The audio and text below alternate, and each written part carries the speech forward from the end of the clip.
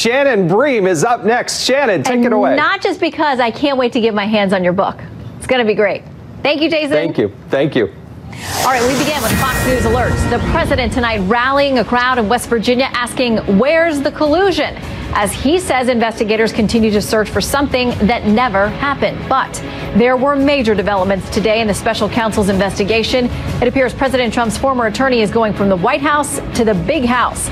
Michael Cohen reaching a deal with prosecutors that does include prison time. Also, former Trump campaign chair Paul Manafort's been convicted on 8 counts of tax and bank fraud as the jury deadlocks on 10 additional charges. None of the 18 connected to President Trump or his campaign. Stick around as our panel of legal experts breaks down exactly what today's developments do and don't mean.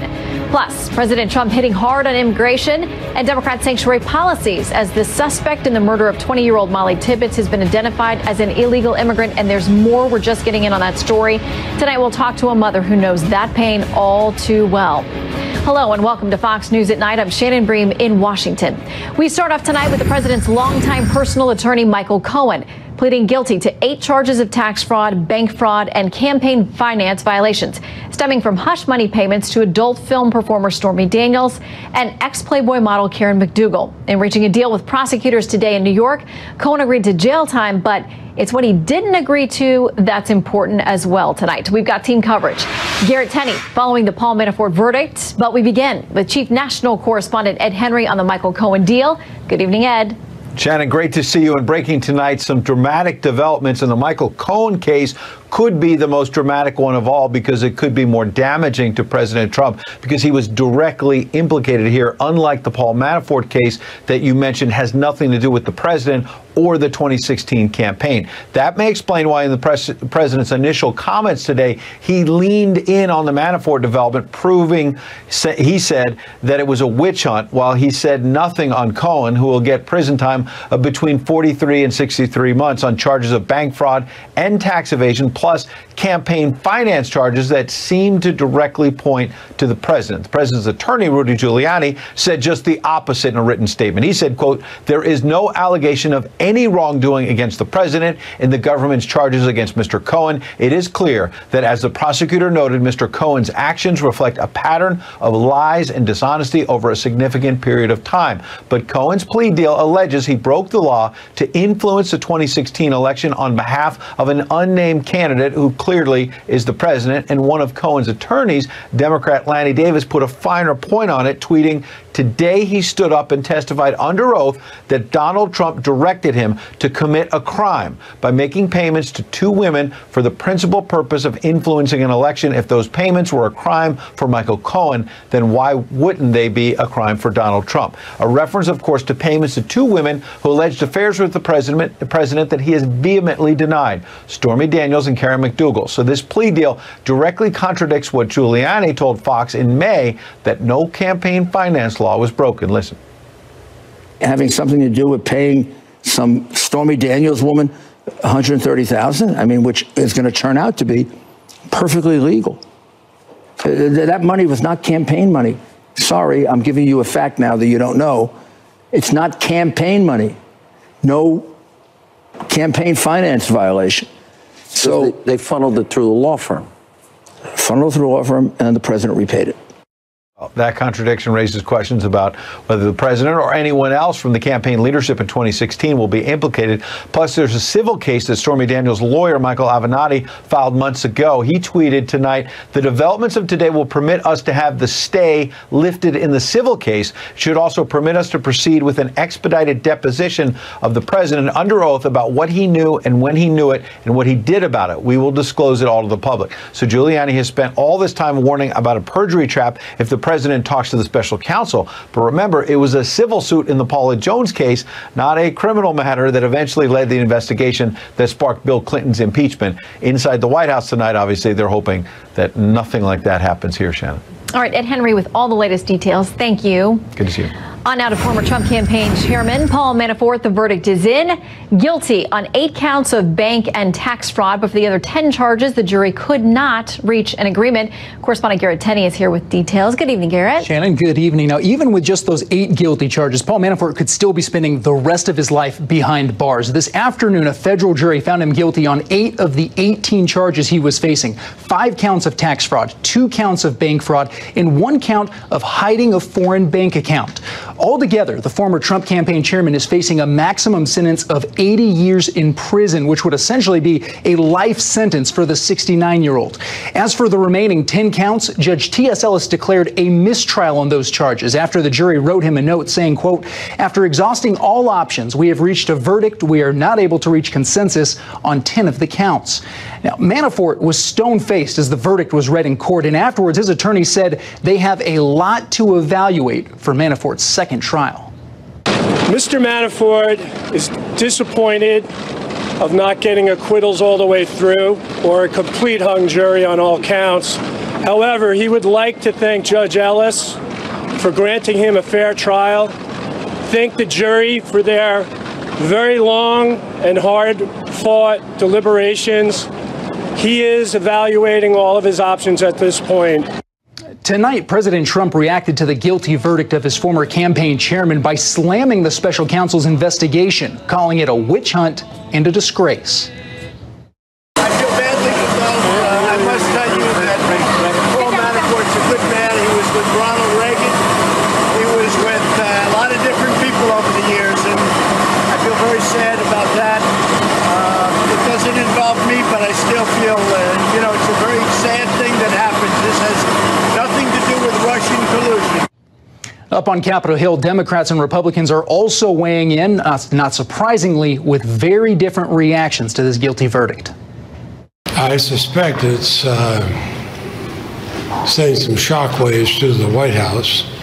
I'm sure the tweets will be otherwise.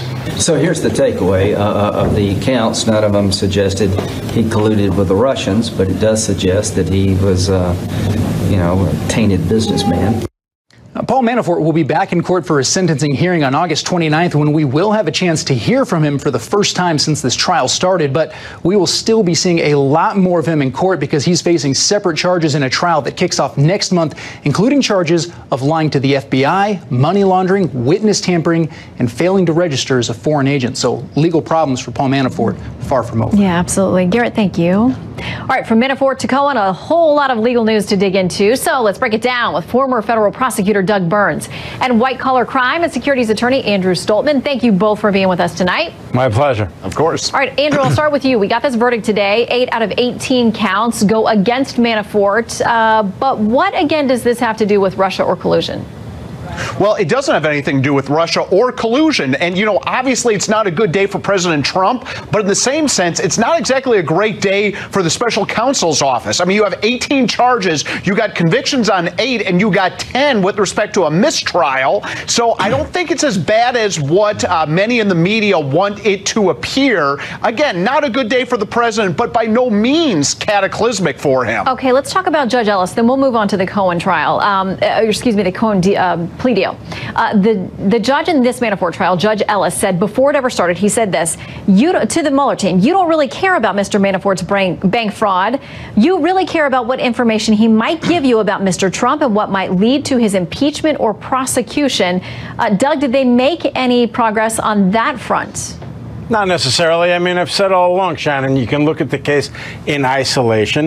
And obviously it was a strong case for tax evasion and bank fraud, again, in isolation. Or you can look at it in context, which is what you guys have been saying, that the special counsel has veered way off course from where he originally started and what he was supposed to be looking at, and that it has nothing to do with Russia or collusion. All of the points that everybody's been making. But the reality is they won 8 out of 18 counts. But remember something, again, Shannon, it's this judge who's going to do the sentencing, okay? And sentencing is up to the judge, and the sentencing guidelines are advisory, not mandatory. So it's going to be interesting to see what Judge Ellis comes up with in terms of the sentence. All this stuff about 80 years is actually a little bit silly, a little bit overblown, because under the guidelines, you group everything together and you come up with one unified range. Yeah, even still, for Manafort, whatever he gets here is going to be significant given his age. And then he's facing the other trial in September here in D.C. on a whole new slew of charges. But let's move to Cohen now, because this is the man who was once the president's personal attorney, his so-called fixer,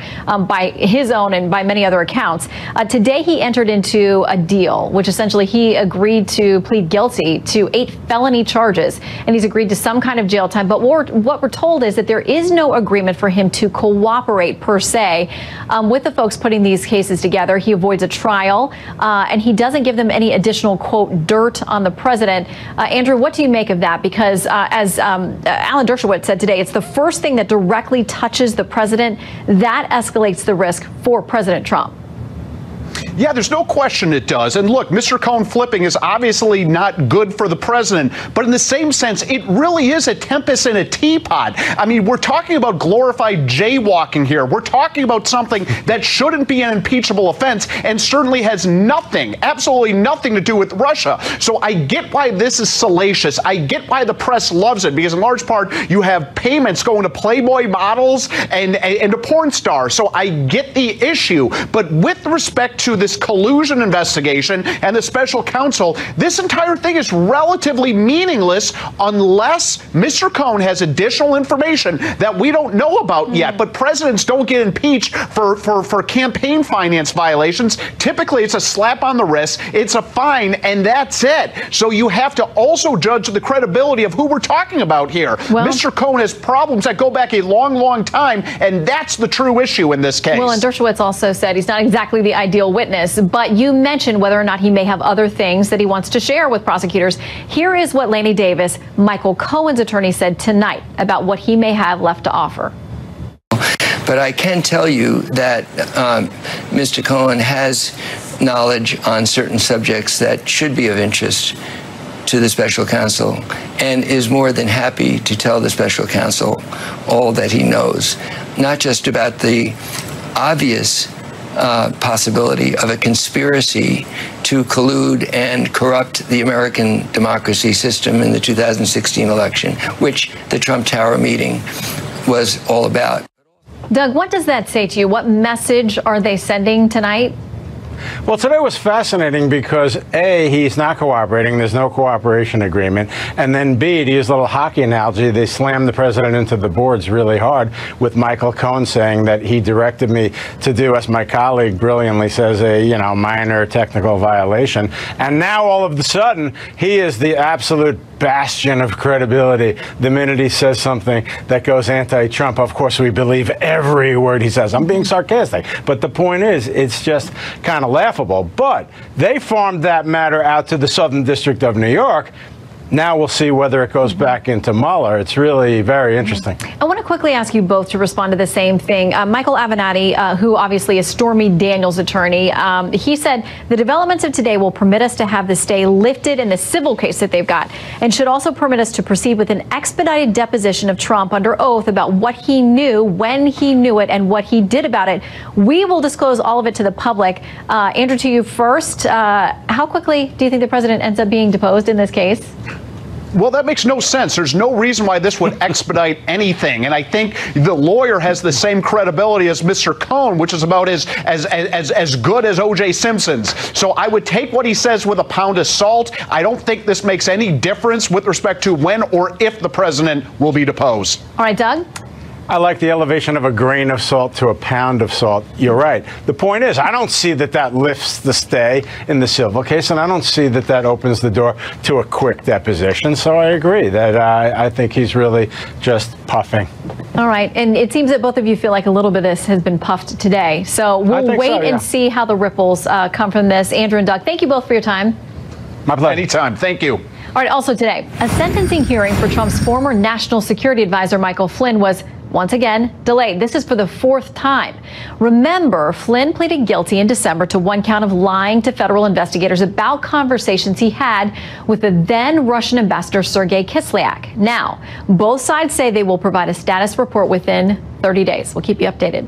Breaking tonight, a California congressman and his wife indicted on charges of illegally converting $250,000 in campaign funds for personal expenses and then filing false records. According to the indictment, Congressman Duncan Hunter, a Republican, used funds to pay for family holidays, school tuition, and dental work. President Trump's nominee to be the next Supreme Court Justice Judge Brett Kavanaugh continues making the rounds on Capitol Hill. Today, he had two very high-profile meetings, one with potential swing vote GOP Senator Susan Collins, and the other with the Senate's top Democrat Chuck Schumer. With Collins, she says the pair discussed a major concern on the left, abortion. We talked about whether he considered Roe to be settled law. He said that he agreed with what Justice Roberts said at his nomination hearing, in which he said that it was settled law. But Collins did not say if she intends to support Judge Kavanaugh's nomination to the high court. Senator Chuck Schumer says for his meeting with Kavanaugh, he refused to answer basic questions, saying Kavanaugh did not tell him that Roe v. Wade was settled law. When we return, the search for a missing Iowa college student, Molly Tibbetts, comes to a tragic end. A suspect is in custody.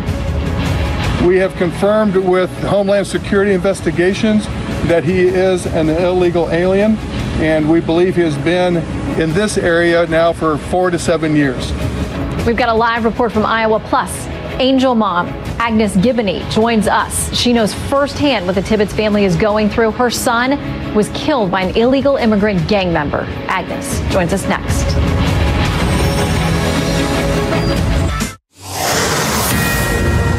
This is a Fox News alert. Investigators in Iowa say they believe they found the body of a 20-year-old college student who's been missing for a month. And they have a suspect in custody, an illegal immigrant who'd likely been in the area for at least 4 years. Correspondent Matt Finn is live in Montezuma, Iowa, with the latest in the Molly Tibbetts case. Good evening, Matt.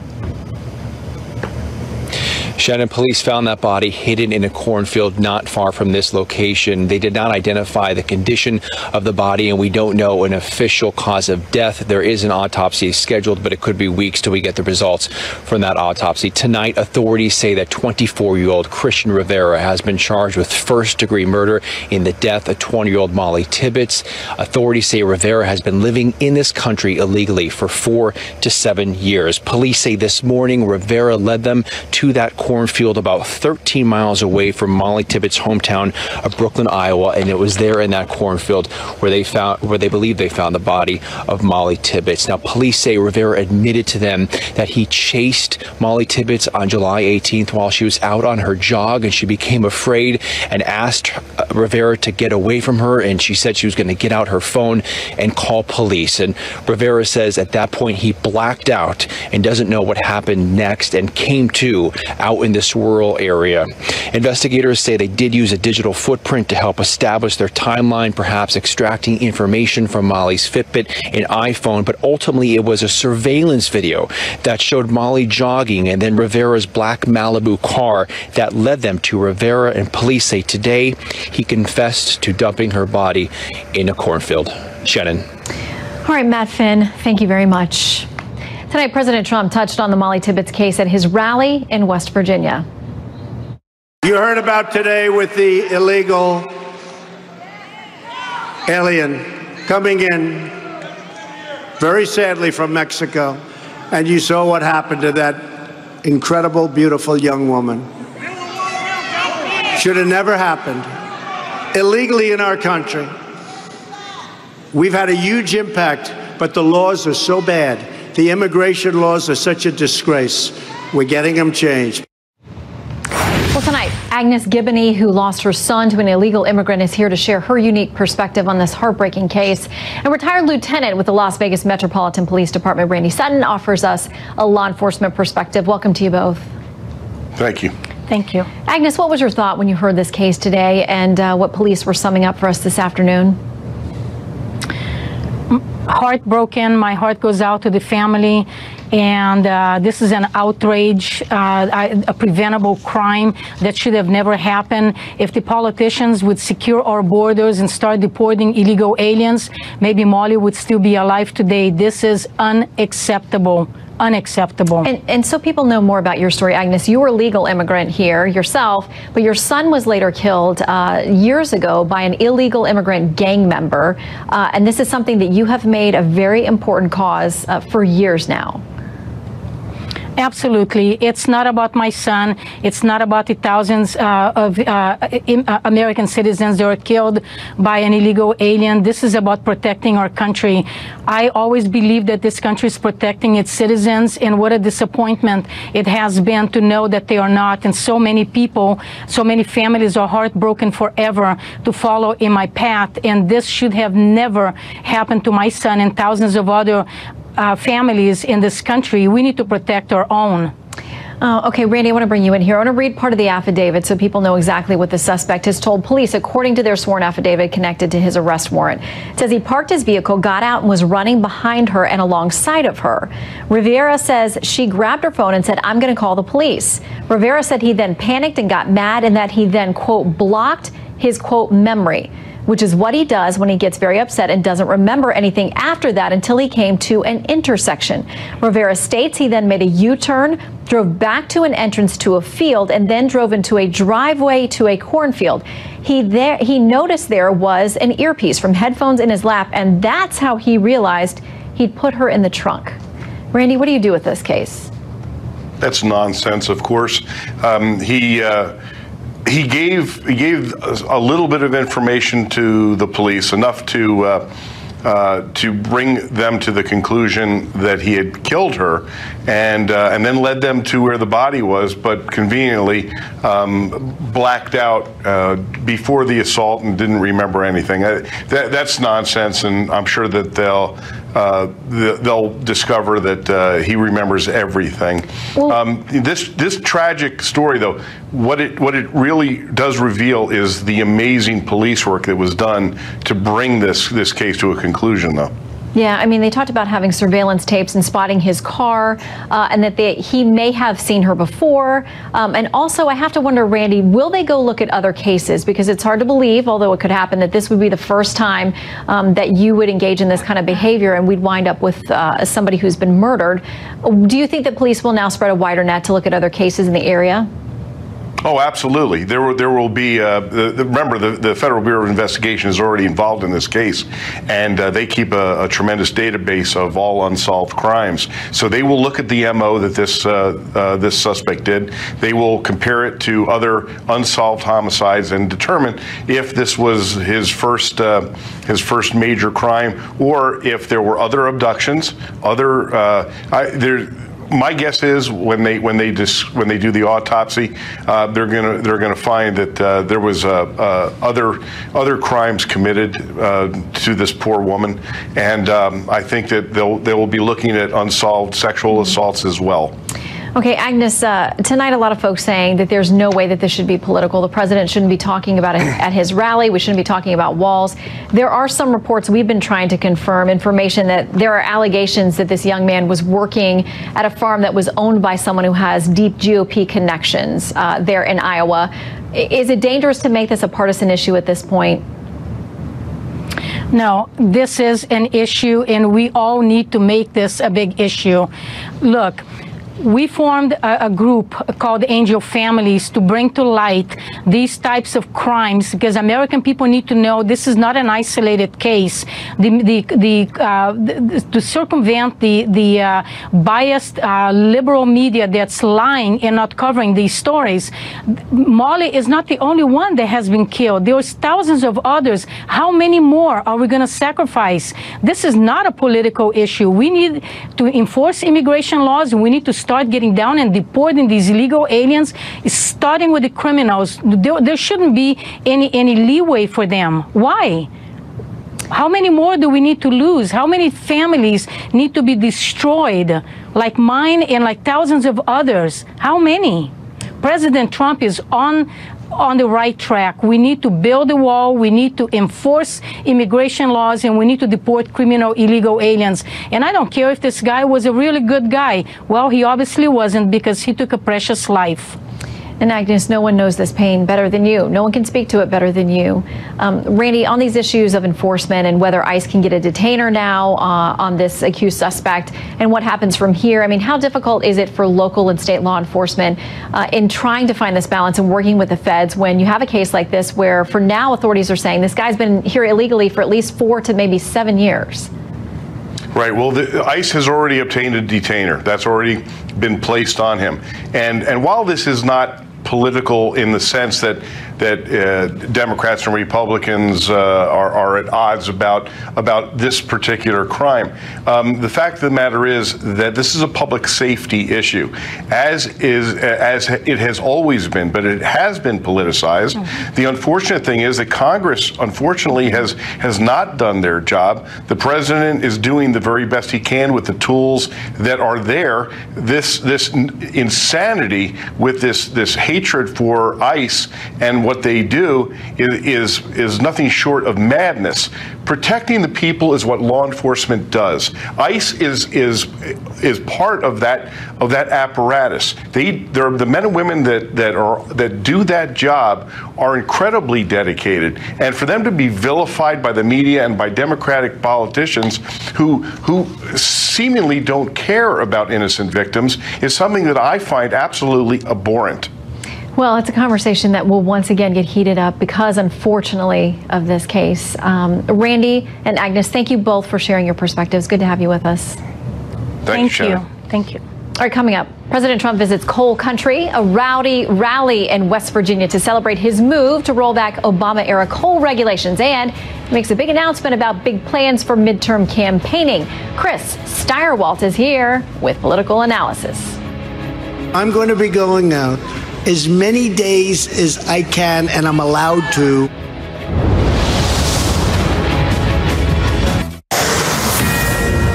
This is a Fox News alert. Results tonight from the Wyoming primary elections. In the GOP Senate race, incumbent Senator John Barrasso has fended off a well-funded challenger with 65% of the vote.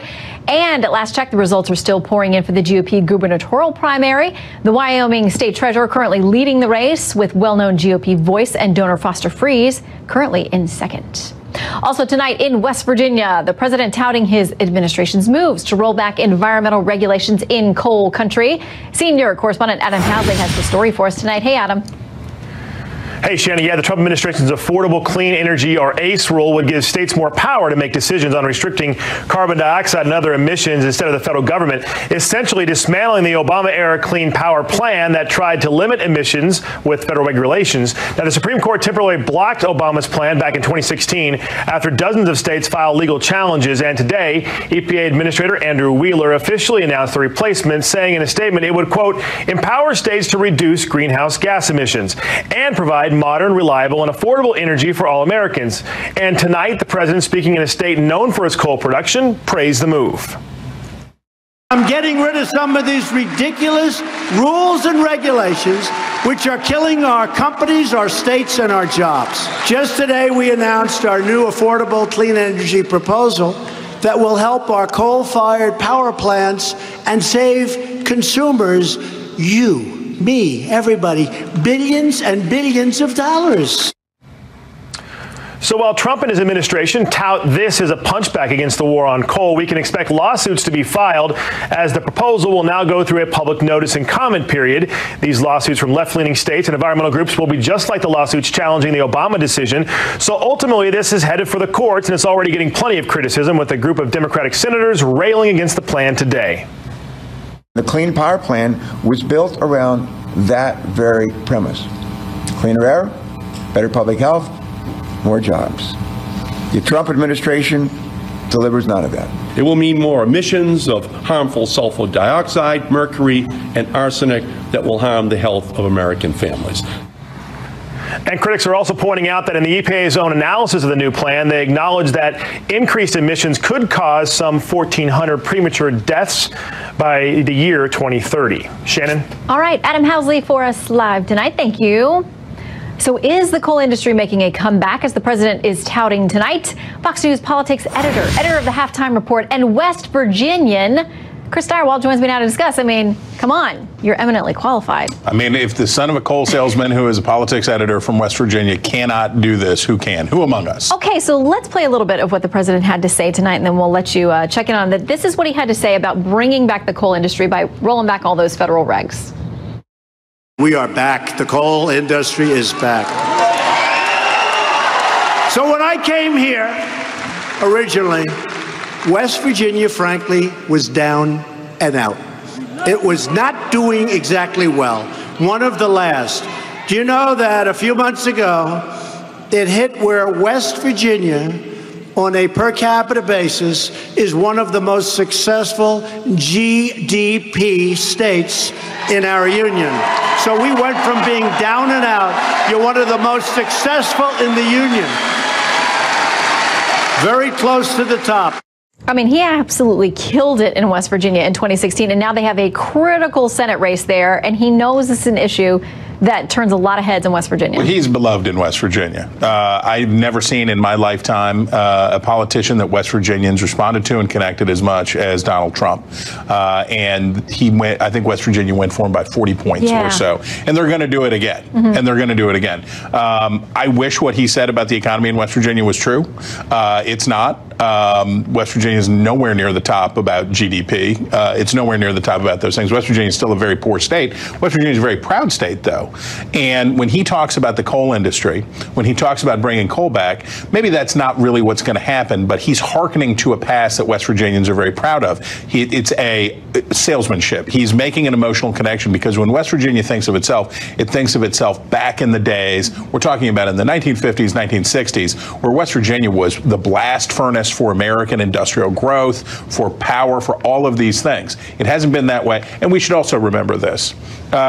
I like to blame Washington as much as any living human being.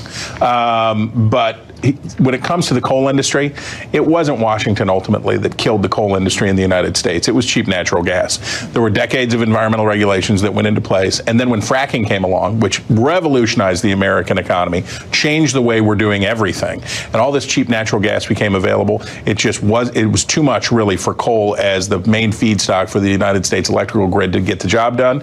And here we are. Okay, so we talked about how popular the president is there, winning by 40-plus points during the presidential election. Somebody else that I spent a few weeks and months following around in his Senate race was Joe Manchin there in West Virginia. And I found across the board people love them some Joe Manchin. So how does this now play for him in this Senate race where the president's so beloved, but Joe Manchin cuts across a lot of lines there in West Virginia, too? And Manchin will side with Trump on several key points. Including this. Yeah. Backs him to the hilt on this, backs him on trade, backs him on Supreme Court nominees, and on and on. And Manchin will continue to demonstrate the ideological flexibility that has been the hallmark of his remarkably successful career in West Virginia. So if Donald Trump, I've never seen them connect and love a politician as much as they do Donald J. Trump, you're looking right there at number 2. Yeah, I mean, he was definitely ripping on Manchin tonight, as was Morrissey, who obviously is running against him. And so there was a lot of heat on Mr. Manchin tonight and Senator Manchin. But as we watch this Brett Kavanaugh situation with the Supreme Court and many other hot topics, Senator Manchin will be right in the middle of that as he looks at a tough race. He'll be craning into the camera shot. He'll say, I'm over here voting for Brett Kavanaugh. It's me. It's me, Joe Manchin. Really, there's a lot of love there. No doubt about it. I have so many wonderful and wild tales of West Virginia, as I'm sure you have many more than I do. All right, Chris Stirewalt, thanks for being with us. You bet. Okay, it took decades, but ICE finally deports a 95-year-old New Yorker the government says is a Nazi concentration camp guard. He's been sent back to Germany. Details on that story up next. This is a Fox News alert. Facebook announcing tonight it's removing more than 600 accounts, pages, and groups from its site, saying they're linked to Iran and Russia and, quote, have coordinated inauthentic behavior, which includes the sharing of political material. In a statement from the social networking giant, Facebook says the activity originated in Iran and the activity they sourced to Russia. For now, they don't think they're related, but they've not concluded their review of all the material just yet. One of the last known Nazi guards living in the U.S. gets deported. That story tops Where in the World?